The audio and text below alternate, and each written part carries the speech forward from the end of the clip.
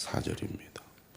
공관복음서는 예수님의 사역의 주 무대가 갈릴리였습니다. 하지만 요한복음은 유대 지역 또 예루살렘이 주 무대로 등장을 하고 있고, 오늘 본문을 보면 유대 지역 예루살렘에서 사마리아를 지나서 또 갈릴리로 들어와서 사역하는 내용이 나옵니다. 갈릴리 사역의 두 번째 장면이라고 하겠습니다. 43절이죠. 이틀이 지남에 예수께서 거기를 떠나 사마리아 수가성을 얘기하죠. 갈릴리로 가시며 친히 증언하시기를 선지자가 고향에서는 높임을 받지 못한다 하시고,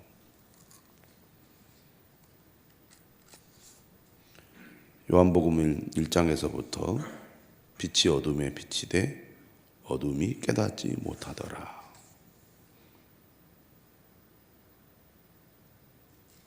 그가 세상에 계셨지만 세상이 그를 알지 못하였고 자기 땅에 오매 자기 백성이 영접하지 아니했다. 이렇게 말씀을 하고 있지 않습니까? 그러한 맥락에서 볼 때 예수께서 이 땅에 오셨지만 여전히 많은 사람들이 예수님을 영접하지 않고 예수님을 믿지 않는다는 얘기입니다.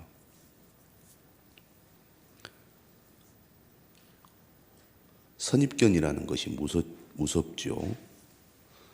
우리가 하나님의 말씀을 그대로 받아들여야 되는데 자신의 삶의 형편이나 또 자신이 처한 삶의 환경과 또 자신의 어떤 시각에서 말씀을 이해하고 받아들이다 보니까 하나님의 뜻을 제대로 이해하지 못하고 받아들이지 못하는 경우들이 많이 있습니다. 은혜를 받는다는 것은 자기를 부인하고 자기를 내려놓고 오직 주님과 그의 말씀만을 우리가 받아들이고 따른다는 것을 의미하는데, 여기까지 가기가 참 쉽지 않습니다. 그만큼 우리가 주님께 나아가고 주님의 말씀을 따르는데 장애물이 많이 있는 것이죠. 교회를 오래 다니고 신앙생활을 오래 해도 이 부분이 잘 되지 않으면 믿음이 제대로 뿌리를 내리고 성장하기가 어렵습니다.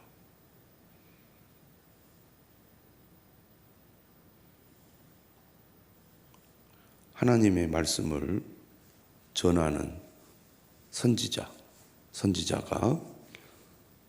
하나님의 말씀을 받아서 하나님의 뜻을 전해도 그가 전하는 하나님의 말씀보다는 그가 어떤 사람이고 그가 어떻게 자랐고 내가 아는 사람이기 때문에 저 사람의 말은 신뢰가 되지 않는다. 이런 선입견이 있습니다. 지금도 그래요. 지금도. 그만큼 인간의 편견, 인간의 이런 선입견이 무서운 것이죠.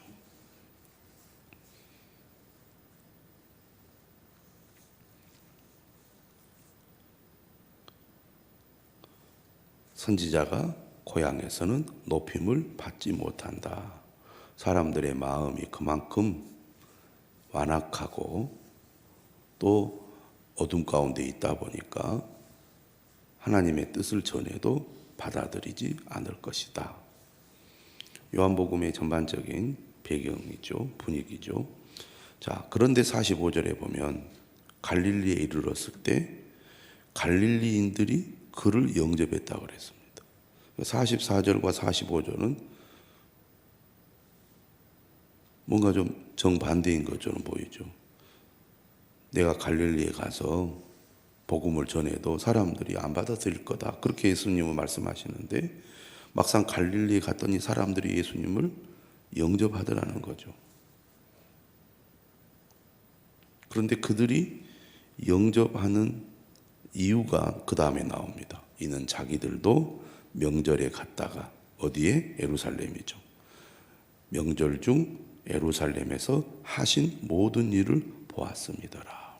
그러니까 그들이 예수님을 영접하고 예수님께 호감을 가지는 이유는 예수님이 보이신 표적 때문이었습니다. 표적. 그 사람은 뭔가 보통 사람이 할 수 없는 어떤 능력이나 기적을 일으킬 때 마음을 열고 호감을 갖게 되고 또 신뢰하는 마음이 생깁니다. 나하고 똑같거나 나보다 좀 못하면 신뢰하기가 어렵죠. 내가 못하는 것, 또 나보다 훨씬 뛰어난 능력을 가진 사람이 어떤 행동을 했을 때 그 사람에 대한 호감이 생기고 또 신뢰감이 생기는 거잖아요. 지금 갈릴리 사람들이 예수님께 호의적인 반응을 보인 이유는 사실 그들의 믿음, 다시 말하면 예수님을 향한 그들의 믿음 때문이 아니었다는 겁니다. 겉으로는 영접하는 것 같지만 그들은 진정으로 예수님을 믿고 신뢰하는 사람은 아니라는 거죠. 예수님이 행한 표적 때문에 예수님을 영접하고 있다는 겁니다. 46절입니다. 예수께서 다시 갈릴리 가나에 이르셨습니다. 전에 물로 포도주를 만드신 곳이죠. 여기에서 어떤 일이 일어났습니까? 무슨 말씀을 하시든지 그대로 하라. 예수님의 어머니 마리아가 하인들에게 이야기했고 예수님의 말씀대로 하인들이 순종하자 물로 포도주를 만드는 기적이 일어난 겁니다. 무엇이 중요합니까? 말씀에 대한 순종이 중요하죠. 믿음은 표적, 어떤 기적을 보고 따르는 것이 아니라 하나님의 말씀을 믿고 따르는 것이 중요하다는 것입니다. 그 대표적인 사건이 오늘 본문의 왕의 신하 이야기죠. 왕의 신하가 그의 아들이 가버나움에서 병들어 죽게 됩니다. 그런데 예수께서 유대로부터 갈릴리로 오셨다는 것을 듣고 가죠. 그리고 간절하게 부탁을 합니다. 가버나움에서 가나까지는 약 32km 정도 떨어져 있다고 합니다. 가까운 거리는 아니죠.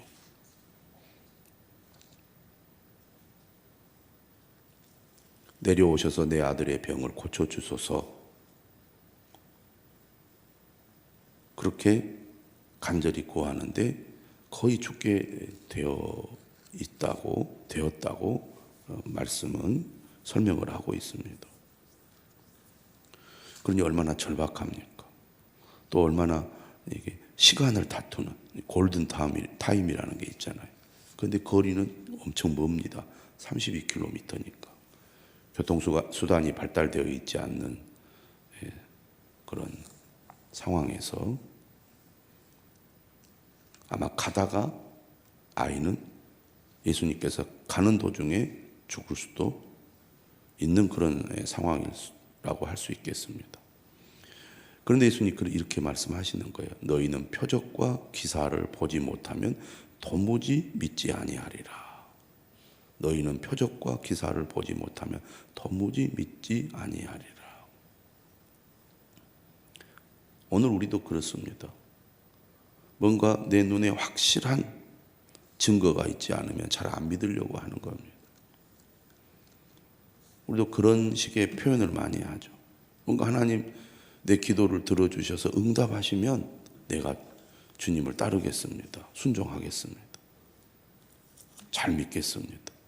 그런데 뭐 그런 확실한 증거나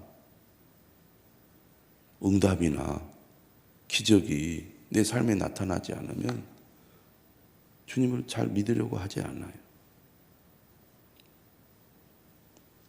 그러니까 사람들은 주님을 믿는다고 하면서도 신뢰하지 못하고 믿음 없는 사람처럼 신앙생활 하는 경우가 많고, 반대로 정말 매우 위기의 상황에서 하나님의 어떤 특별한 응답이나 기적을 경험했을 때 사람들은 즉각적인 반응, 그리고 매우 열심 있는 반응을 보입니다.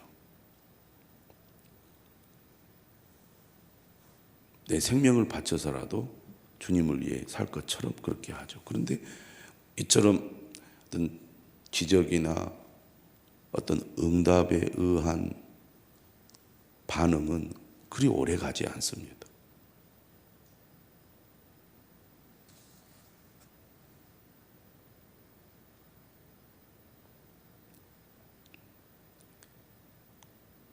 말씀이 그 사람의 마음에 깊이 뿌리를 내리지 않으면 그 신앙은 지속되기도 어렵고 그 믿음은 진실한 믿음으로 나아가기가 어려운 거죠. 자, 그런데 예수님은 오늘 이 말씀을 하시면서 약간은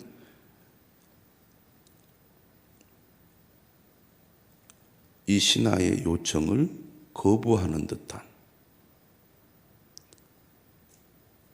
그런 뉘앙스를 주잖아요.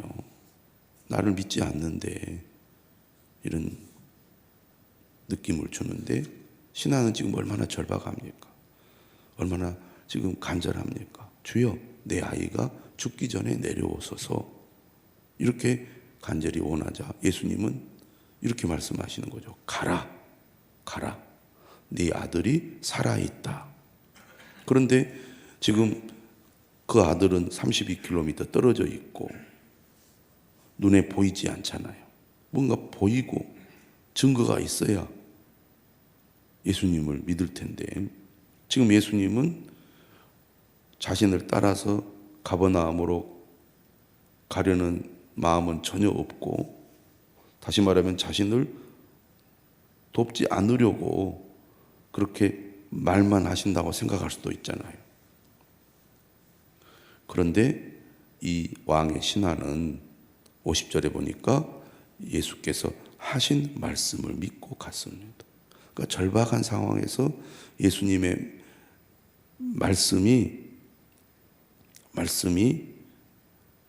말씀대로 이루어질 것을 그가 믿었다는 얘기입니다.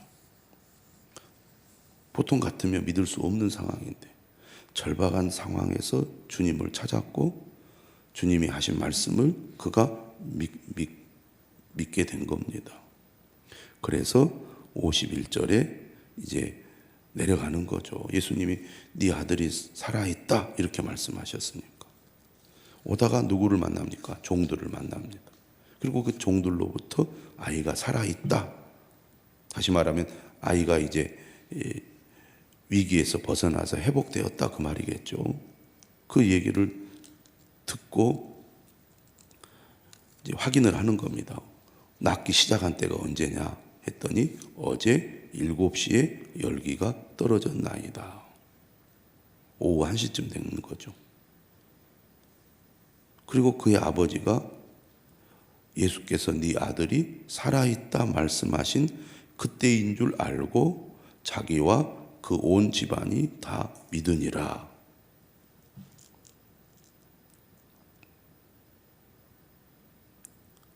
그러니까 50절에서는 예수님께서 하신 말씀을 믿고 갔잖아요. 그런데 이 믿음은 사실은 온전한 믿음이라고 볼 수가 없습니다. 절박한 상황에서 지푸라기라도 잡는 심정으로 예수님을 찾아갔고, 예수님께서 그렇게 약속하셨고 말씀하셨기 때문에 그 믿음을 가지고 갔지만, 정말 예수님께서 어떤 분이신지에 대한 온전한 믿음은 아니었던 겁니다. 그런데 예수님의 말씀대로 순종을 했더니, 순종을 하고 그가 집으로 내려가는 가운데 그의 아들이 회복이 된 것을 알게 되었을 때 예수님을 향한 믿음이 더 확고해진 것입니다. 그러니까 수가성 여인도 처음에는 예수님에 대해서 경계하고 대화하는 가운데 예수님이 선지자가 아닌가 이렇게 생각을 했다가 더 대화하는 가운데 예수님이 그리스도라는 것을 알게 되고 믿게 되니까 그 여가 변화되지 않았습니까? 다시 말하면 예수님을 만나서 그의 말씀을 듣는 가운데 믿음이 생기고 믿음이 커지고, 그래서 변화되었던 것처럼 왕의 신하도 어떤 기적이나 표적이 아니라 예수님의 말씀을 믿고 갔고, 그런 가운데 그의 아들이 나았다는 것을 알게 되었을 때 그의 믿음은 더 성장하고 온전한 믿음으로 변화되었다는 것입니다. 그러니까 믿음의 단계를 여기에서 보여주는 거죠. 수가성 여인처럼. 그러니까 믿음이라는 게 한 번에 확고해지고 깊어지는 게 아니라 주님을 믿고 따르는 과정을 통해서 믿음은 점점 더 커지고 성장한다는 겁니다. 그런데 오늘 본문에서 말하려고 하는 가장 중요한 핵심은 우리가 어떤 기적이나 표적을 보고 주님을 따르는 믿음이 아니라 주님의 말씀을 믿고 따르는 믿음이야말로 주님이 우리에게 요구하시는 믿음이라는 것입니다. 그래서 말씀을 듣고 그 말씀을 신뢰하고 그 말씀에 순종하는 것이 우리가 주님을 믿는 데 매우 중요하다는 얘기입니다. 우리가 입장을 바꿔놓고 왕의 신하의 입장이라고 생각한다면 예수님께서 이런 말씀하셨을 때 믿을 수 있겠습니까? 어렵게 먼 길을 가서 주님을 만났는데 주님 너무 무심한 것 같고 무책임한 것 같잖아요. 그런데 주님은 가라 명령하십니다. 네 아들이 살아있다. 주님께서 말씀하셨잖아요. 그런데 그걸 믿고 간다는 것은 결코 쉬운 일이 아닙니다. 그런데 그 말씀을 믿고 갔습니다. 이게 믿음이죠. 믿음이란 주님의 하신 말씀을 믿고 순종하는 겁니다. 그리고 믿고 순종할 때 더 믿음이 커지는 거죠. 왜 우리가 믿음이 뿌리를 내리지 못하고 우리의 믿음이 성장하지 못합니까? 오늘 왕의 신하처럼 말씀을 믿고 가는 순종이 없기 때문에 그렇습니다. 주님이 어떤 분이신지를 우리가 말씀을 믿고 따르지 않으면 경험할 수 없는 것이 믿음의 세계죠. 적극적인 사람, 고집 있는 사람이라면 무슨 소리입니까? 예수님 빨리 갑시다. 우리 집까지 갑시다. 살려주셔야죠. 주님 오시면 살릴 수 있습니다. 이렇게 때를 썼을지 모릅니다. 아니면 반대로 실망하고 내 아들이 지금 죽게 생겨서 찾아왔는데 너무하십니다. 어떻게 그럴 수가 있습니까? 이렇게 무심할 수가 있습니까? 하고 욕을 하고 저주를 하면서 떠날 수도 있지 않았겠습니까? 그런데 예수님의 말씀을 믿었습니다. 예수님이 거짓말한 것이 아니라 예수님께서 진실하게 말씀하셨다는 것을 그가 믿은 거죠. 그는 예수님이 정말 어떤 분인지 잘 몰랐지만 예수님은 그러한 능력을 행하실 수 있는 분이라는 것을 믿었던 거예요. 그런데 정말 그 말씀대로 순종했더니 그가 그 믿음대로 되었을 뿐만 아니라 그 믿음 때문에 오히려 자기와 온 집안이 다 믿게 되는, 진짜 예수님이 그리스도구나, 메시아구나라는 것을 알게 된 겁니다. 다시 말하면 다른 사람들은 다 주님을 제대로 알지도 못하고 영접하지도 않고 있지만 이 왕의 신하만큼은 예수님을 진실로 영접한 자가 된 거죠. 하나님의 자녀가 되는 겁니다. 오늘 우리도 말씀을 믿는 믿음, 하나님의 말씀이 때로는 이해가 안 되고 때로는 불편하게 여겨질지라도 주님이 하신 말씀이기 때문에 그 말씀을 내가 믿고 순종하는 사람이 되어야 할 것입니다.